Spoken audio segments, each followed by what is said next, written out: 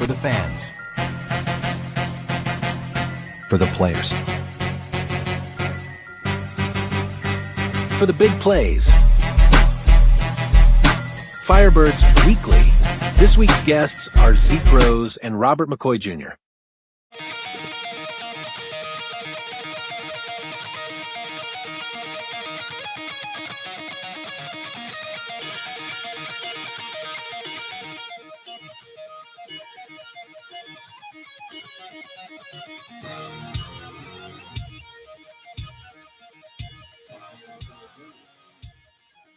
Welcome to the latest episode of Firebirds Weekly. I'm Adam Samarov and with my co-host Chris Sipperly, and tonight we have two of the main guys for the Albany Firebirds. We got next to me, we got Ezekiel Rose, one of the captains, and then next to him, backup quarterback and the star of last week's complete blowout, Robert McCoy Jr. Gentlemen, how are we doing tonight? Thanks for coming on, guys. We're really excited to have you on. Let's do it. Appreciate you having us, man. Absolutely. Robert, being back up in this league, you have an all-star caliber in front of you, but getting a chance last week or this last Friday night against Corpus Christi, what was that like for you to get the nod, from Coach Ware? It was really a blessing. It was just kind of the opportunity just to put everything together of everything I've got the chance to learn from Coach Ware, the chance to actually play quarterback again and try and lead a team to a win. That was probably the best part. When did, was this something before the game? I know that, Corpus Christi's had their issues. We're not going to get into that, but did you have an idea before the game, like, okay, this is going to how it's going to go? Or was it just after the first series, it's like, all right, you're in? Initially, I didn't until I kind of just time kind of went by and I kind of started hearing like the words that was going around and seeing the vibe of certain things. And then once it kind of was given like, hey, Rob, you're probably going to go in. Like at the end of the day, I try to stay ready no matter what. So it kind of was just like, okay, let's do it then. 7 touchdowns. I mean, you put up, I'll call it Sam Casanova numbers, but what was it like to be able to showcase your talent? I mean, again, this is definitely a show me league. Like, maybe next year you're somewhere, being a starter or maybe you're here as a starter, whatever it is. What was it to be able to showcase what you can do on the football field? Again, I'm going to say it was a blessing. Like everything in life I feel like is earned. It's not, nothing's given. I feel like in my life that's kind of something that I kind of try to stand on as well. But just getting the opportunity to play was always been a goal in my life, and just being able to do it is kind of just like, okay, now what I pray for every night is just, God, I want to go over to show that you gave me the gift to play ball. And that's kind of something that I try to do every time I get a chance. And I feel like I do pretty good at it most of the time, but I just got to be consistent and do my job. Well, let's talk about, where you come from, Willingboro, New Jersey. So you're a Northeast guy. We've talked to guys that are from Alabama and Texas and all that. And, you go to one of the prep schools, Mater D Prep down there. And, what was it like, what was your football career, getting into school and going to the prep school and then, playing in New Jersey, which is, it's not the South, obviously, but it's definitely a great football state. Yeah, no, my high school experience is probably one of the craziest you'll probably ever hear, to be honest. That's why we're here, my man. That's why we have you on, right? That's why we're here. My junior high school, I ended up going to 3 different high schools. So, like, I started off at Camden Catholic High School, and I went there for my first 3 years. I ended up starting since my sophomore year. So I played there my sophomore, junior year, and then after that season, ended up moving to Virginia. My dad ended up coaching at Southern Virginia University. So I ended up moving there, playing basketball there for about 3 months. And I think that's Division II, I believe. They're D3, I think. Oh, they are D3. Okay. But just going out there to play basketball, just see how it was like. The football wasn't really the same football as it was in New Jersey, Virginia football. But so I always wanted to go back. So I ended up going back. Went back to Camden Catholic. Something crazy ended up happening there. So didn't end up getting the chance to stay there. And then ended up going to public school, Burlington Township Public School. Went there for 3 months to finish off the year in May. But I got the blessing of going through all that was I was able to get my grades up to be able to go to college. So ended up transferring to Mater Dei. I got a chance to play there. But the thing about going to Mater Dei is I was able to make it to the state championship. I was able to do something that, in South Jersey where I did go to school, it kind of wasn't a common thing. So I kind of ended up beating the odds in that case of just being able to do something that wasn't really common. So, it got to be in the right place at the right time. Yeah. Like you said, going and getting your grades to where you could be eligible and do it. Yeah. it's just seeing a lot of work that you kind of didn't know because in that moment you don't know why you're even going through this. Like, why am I even going through Right, or what it's going to lead to Yeah, because I did this thing right, and it opened another door without necessarily knowing that you had the key for that door. You know what I mean? Because like imagine having a great year your junior year Yeah. of high school, and then you just disappear off the face of like it kind of like you just disappeared, like you left your school, like Right. you don't even know where you are. You know what I'm saying? So it's just kind of cool. So when I got to Mater Dei, I was able to showcase my talents there, go to state championship, and just do a lot of fun things. And I got a chance to go to Sacred Heart. Yeah, well, and talk about that. You know, Sacred Heart's in the Northeast Conference. I think they played against Albany. I think it's the same conference, but maybe not. No. But you know, a small school. You know, talk about the decision to go to the smaller school and how that kind of process played out. I was able. Sacred Heart was one of the only schools that gave me a scholarship, but my goal was just to always get to the opportunity to play college football because I knew the only way to get to the NFL was to play college football. So I knew if I just got the opportunity, I'd just make the most of that. Whatever happens, happens. So I went to Sacred Heart, and I always wanted to be a starter. It became a year to where they kind of needed some help, so I got a chance to get in there, and we kind of once I started playing, we went 6-0, and then we ended up winning the AC championship, and then that's kind of how I kind of got my foot in the door of being able to play. So you went to school with Xavier Lee. He's a local high school. He went to Troy here. Talk about him a little bit. How was it to play with him? No, Xavier Lee was a very cool kid. Yep. That's one of my best friends. We actually talk every day. But he was a younger guy. He was a freshman when I was a junior in my year because after that was like COVID and he came in after that. But it was always cool because like when you see guys that always have talent. So like I was a big guy. I'm always trying to help other people. So just seeing people that I feel like have the chance to be able to reach their dreams and accomplish them, I kind of try to talk to them all the time just to stick with them, just to know that like it's because it's kind of a lonely world out here sometimes when it comes to college football and stuff like that. Like you don't have a lot of people kind of not supporting you, but telling you what to do right. Right, exactly. Yeah, it's like you don't really know what's right, what's wrong. Yeah. Just a little bit of guidance goes a long way, especially from somebody that's coming from a similar place. You know what I mean? Yeah. It's easy for people to give good advice, but it's a whole other thing to trust it. Yeah, and I'm a guy that asks a lot of questions. Like so, like because like if you closed mouth don't get fed, that's what they always say. But like at the end of the day, like who cares? Like if you want to get the information, like right, yeah. Wise men learn from other people's mistakes. Right? So then you play there, and then you go down south to South Carolina and play for 1 year with Charleston Southern. Talk about that and how it gave you the ability to kind of see what's going to happen at a next level if there was a next level. I say the best part about going to Charleston Southern was that they gave me an opportunity to do something I always wanted, and that was to be a starting quarterback and like have a debut football game. So like. So, like, at my Charleston Southern, I ended up playing the first 2 games of the season, and the third game I got hurt. But that first game of the season, I probably had one of the best games I ever played in my life. Like, I went, like, 21 for 25, like, 290, and, like, it was a crazy game. Ended up losing by 1 point, but it was crazy. Right. But then the following week, we ended up going to play a ranked football team and to play Furman. It was pretty good. I played pretty good. We won. So, that was the first time they did that in, like, 4 years. So, like, I got the chance to do that, and I kind of, like, make history, but it was just I got the chance to do what I could do and I knew I could do, and I kind of did it. Like, thank God. And then talk about the bowl experience. It's one of those things where you look on TV and they've got 30 something bowls, including all of the big ones.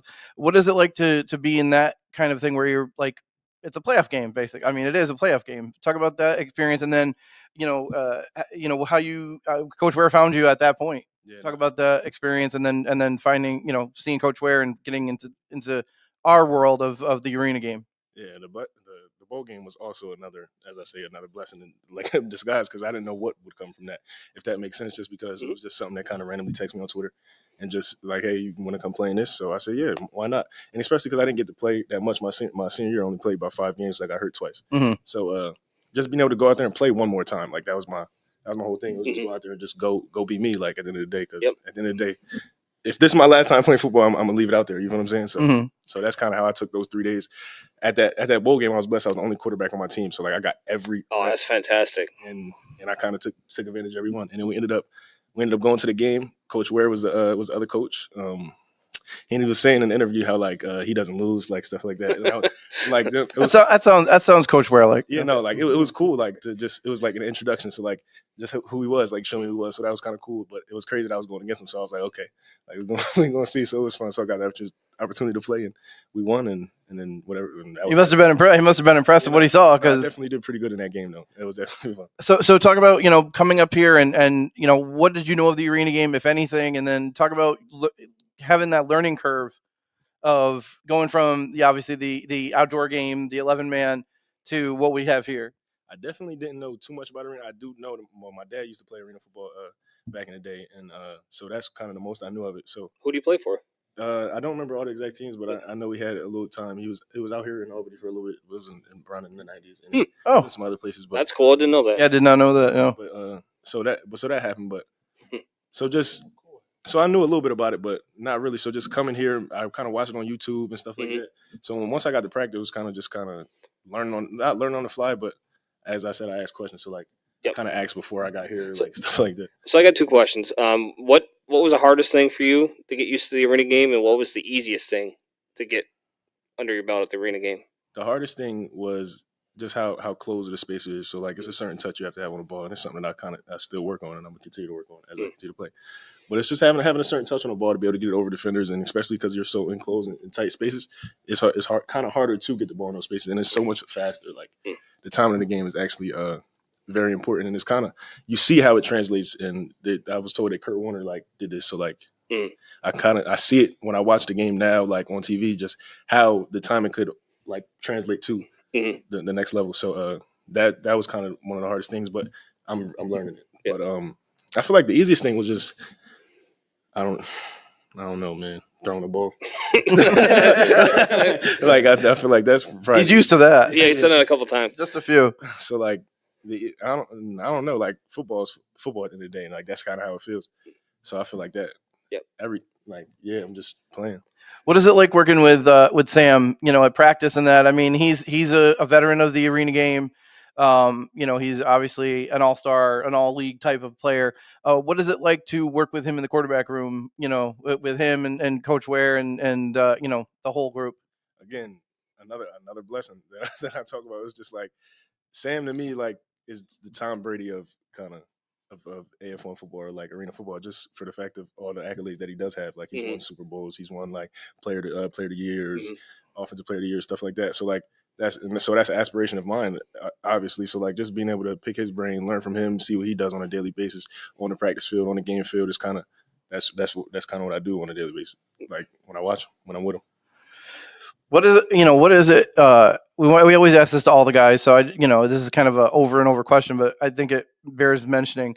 We have the flock support here. We have that group of people that really work with you guys and help you guys. With different I guess you guys get bags every week and this and that and the other thing. What is it like to have that kind of support here? Because I don't think any other team really does it like that.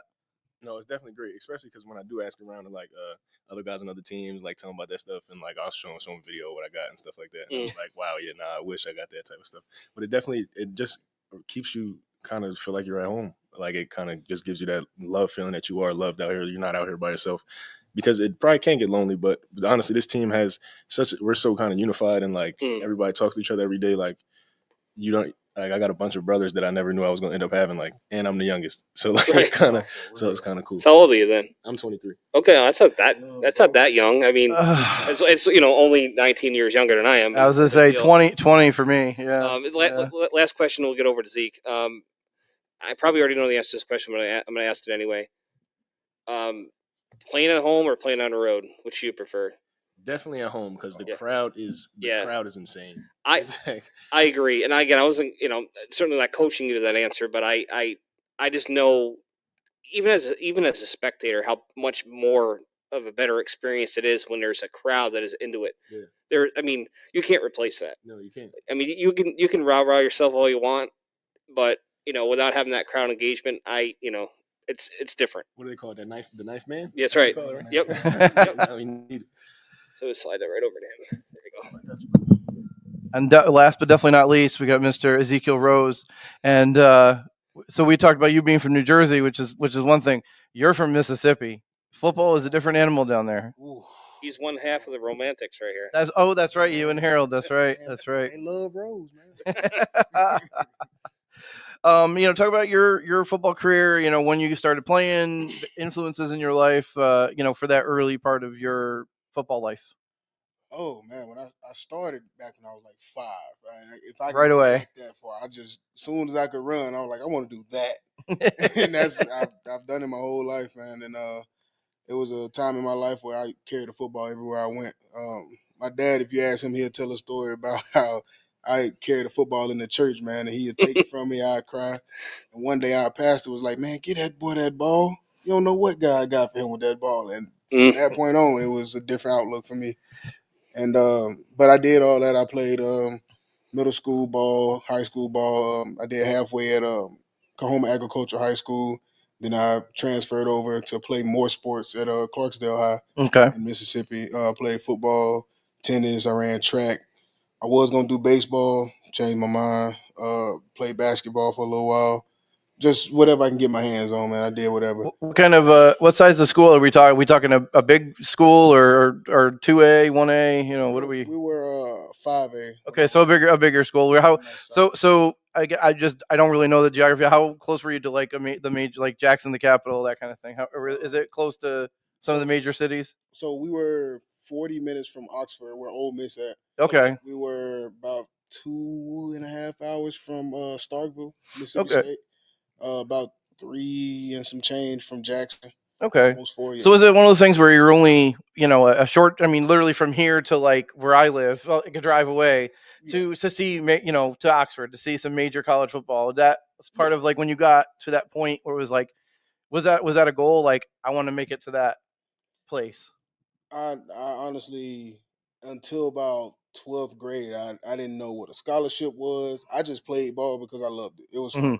I was out there building like a bunch of camaraderie with the guys. I got to play the sport that I love. I got to legally hit somebody as hard as I want and not get in trouble for it. What? Sign me up. Yeah, exactly. Like that's my jam right there. I think every offensive lineman and defensive lineman think that way. Oh, yeah. Well, the one thing that always stuck with me is my high school coach always called it a fist fight in the phone booth. Oh yes, and like, there's like nothing better than that. And when you lose that in your life, it's hard to get that back. Man, I'm telling you. And from that, but yes, to my senior after my senior year, I found out what scholarships were. I was actually really kind of small coming out of high school for my position. Okay. I played defensive end and wide receiver.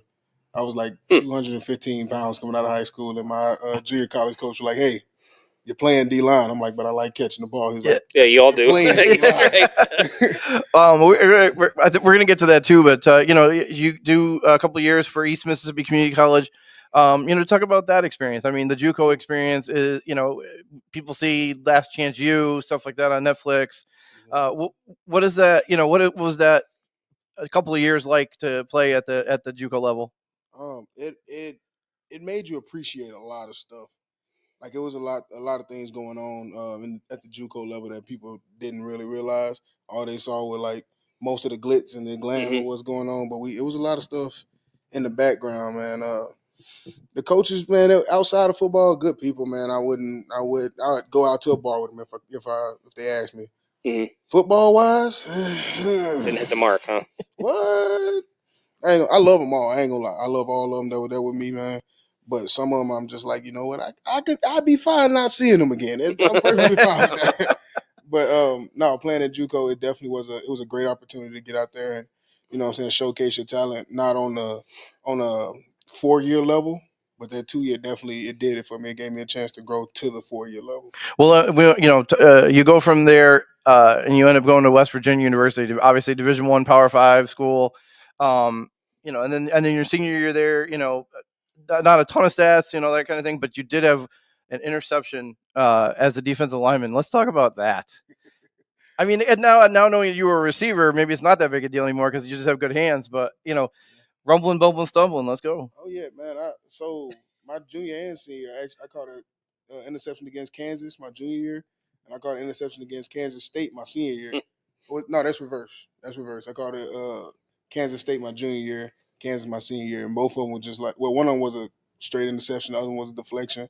I even returned the kick on my junior year. Okay. They thought it was sweet. They seen D lineman right there. They pushed it to me. I took about 30 yards. So it's a Kansas thing. It's coming to town this week, right? Oh yeah, I forgot about that. I wasn't even thinking about it. I guess I got to catch a pick. Yeah. Dang it! It's destiny, man. Thank you. I appreciate that. So what was it like, playing in that environment, like going from, the JUCO level, and then, hey, you're now at the top level of college football? My very first game at home in West Virginia, I cried by mistake. Like I'm out there on the field, I'm out there for the first kickoff, and all I hear is "Let's go Mountaineers," and it's like so loud, and it was like stuff I dreamed of, and I'm just like, man, I can't believe I'm out here. And like tears are rolling. They're like, "You all right?" I'm like, "What happened?" I'm like, "What's wrong? What I do?" Yeah, like, you crying? No I'm like, clue. "Oh, for real?" Hold on. But it was amazing, man. It was a blessing for sure. God heard my prayers, man. He put me in position to actually do what I was wanting to do. What was the process in terms of going there? Like, was it just a matter of like recruiting, and then you go and you like it? Like, what was that process to get to there? They actually weren't looking for me. They were looking for my guy Isaiah Patrick, man. That's my dog right there. He was major athlete. Watch Last Chance U, you'll know exactly who I'm talking about. Mm-hmm. Fire. He go out there, sub himself in the game, take a kickoff to the crib.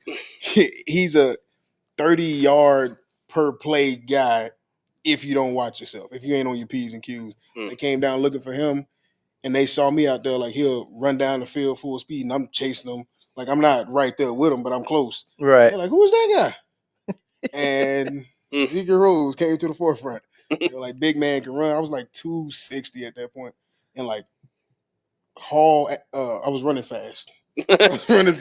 You can say haul ass on our podcast. You're totally good. Totally good. Yeah, this isn't a PBS program. You're no. I was no. I'm just playing. So do you? This is a light question. Do you and Hardy pick on other guys for not going to West Virginia? All the time. Yeah. We got a love-hate relationship, man. Hardy is my guy. We came from WV. We got a lot. I just sent him like 8 pictures that we took from West Virginia, and we just we talk a lot of smack. Coach C said he went to Texas Tech, and we never got a chance to play him, but we talk a lot of smack. We're like, well, when we played, we did y'all bad. He like, that wasn't my time. We go back and all that Big 12 smack. Oh man, all of it. But no, we definitely give people a hard time about that one. And then after you go through that, you get a call from the Canadian Football League, and I think most people probably consider that the second highest, in terms of like it's NFL and then that. What was that process like to get a chance to play north of the border? So actually, before that, I got 2 rookie mini camps. I went to. Oh, okay. I did not know that. Sorry. Yeah, it was short lived. Who were the teams you got to try out for? So I went to the Baltimore Ravens. Did pretty good there, but they weren't really trying to fill in a spot. They had already signed. They already signed like 3 guys in my position. What year was that? 19. Okay. I came out in 18, and so that was pre-COVID. Yeah, that was before COVID. Was that Lamar's rookie year? No. Lamar was in for like 2 years, 2 or 3 years before that. Okay. But yeah, I went in, and that was the first person I seen when I walked in. I walked in the Under Armour facility, and he was like, "What's up, Zeke?" I'm like, "What?" Good on him to know his name, man. That's pretty impressive, really, when you think about it. For real, I was like, "Hold on, brother, me? You talking to me?" He had his hood on with his shades. I'm like, "Man, who? Lamar?" But yeah, after that, I did that rookie mini camp. Then I went to the Saints rookie mini camp. Did real good there. 3rd day at the camp, I pulled my hamstring real bad. And I had to go home. I rehabbed that for like 3 months. It was terrible. Then after that, I got a call from Winnipeg. They said they wanted to see me move around, run and everything. So went out there, impressed them. I was like 295. And I was rolled. Like every time I ran, everybody like lined up like, look at that big old dude running. I'm like, hey man, chill out. I used to play receiver, brother. Then they I've got some stuff here. No, for real. And they even let me line up in high motion at receiver a couple of times at the camp. They were like, just see what you got. Caught a couple of balls and everything. It was fun. What was it like playing? Again, playing in the arena, it's different rules because it's only 50 yards, etc. All these different things. CFL's got different rules. The field's longer. You got rouges and all this other stuff. What is it like playing with different rules? The main rule that I did, it got a good and a bad side to it. The lineman had to be a yard off the ball. So at this point, like everything moved a little slower, but it made it move a little faster. You know what I'm saying? So in terms of momentum. Yeah. Yep, so gotcha. Coming off the ball that 1 yard, it actually made me have to be patient with my moves and everything like that. But it also helped me learn how to place hands for the run. You know what I'm saying? I got a little bit of, eye placement and whatnot. But that was probably my biggest one. The halo rule, when you on kick off or kick return or punt or whatever, and they kick the ball down there, you got to get a return of 5 yards. You know what I'm saying? Any direction. So that was different. But other than that, the rest of it was cool. Oh, the fumble rule. I like the fumble rule. Whoever's the last person to touch it before you hit it out of bounds, that's whose ball it is. That I like. Yeah, that's better. That's better than the way they got it now. Smack it out of bounds. Talk about your, coming to Albany and how that process went in terms of working with Coach Ware and being a part of this program. So actually coming to Albany, I was actually done for real. I wasn't trying to play indoor football. If I wasn't going outside, I was good. And because I had played for Nashville last year, had a good time, man. Had a great season. And AFL number one. I'm sorry. What was AF1 all defense team? Yeah, AFL. Excuse me. Team, defense. Defense. Yeah.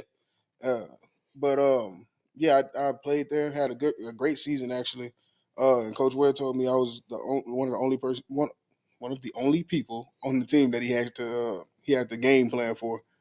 And that was everywhere I went. And he was like, man, if we're going to win it, we want to win it with you. I was like, all right, cool, what's up? And then we talked for a little while, and he was like, look, you're going to be a Firebird. At first, I was like, yeah. Look at me now. Here we are.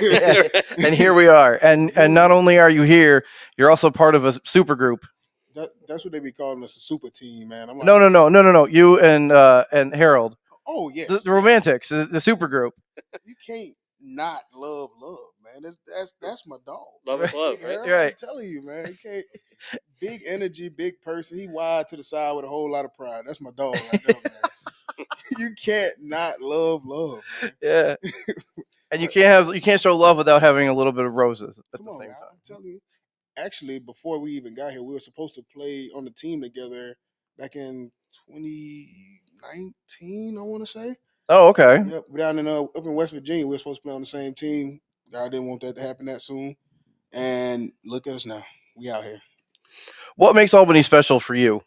Ooh, it's a lot, actually. I'm gonna start with the fans.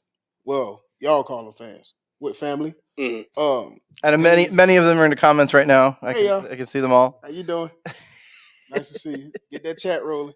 No, but no, we definitely. I love it here, man. Every time we go somewhere, we do something, and they see us, they're just like, "Hey, how's it going?" And you can't just not say nothing. You have to say something back, and it's not like it's forced because it feels so like genuine.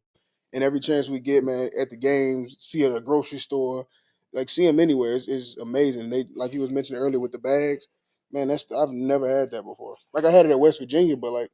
It felt like it's almost like boosters and stuff like it's different. Yeah, like you do good, they're like, hey, let me give you this. Right. Now you can just do it. It doesn't have to be behind the back anymore. Now guys are just getting paid at this point. But we have one question here. Didn't the mother flocker help recruit Zeke? That's Denise, right? Yes. Oh, yes. Denise Segura. Yeah. She inboxed me on Facebook like, you're coming to Albany next year, right? I'm like, yeah. So we can credit Denise. Oh yeah, for sure. For this guy She's being a closer. Here. She's a closer. Oh yeah, for sure. Gotta love mother flocker. Absolutely. Gentlemen, we appreciate you coming in. We love talking to you, and let's keep it going this Sunday against Salina, and let's finish it up in a big way. Yes, we loved it, gentlemen. Yes, thank you. Appreciate you.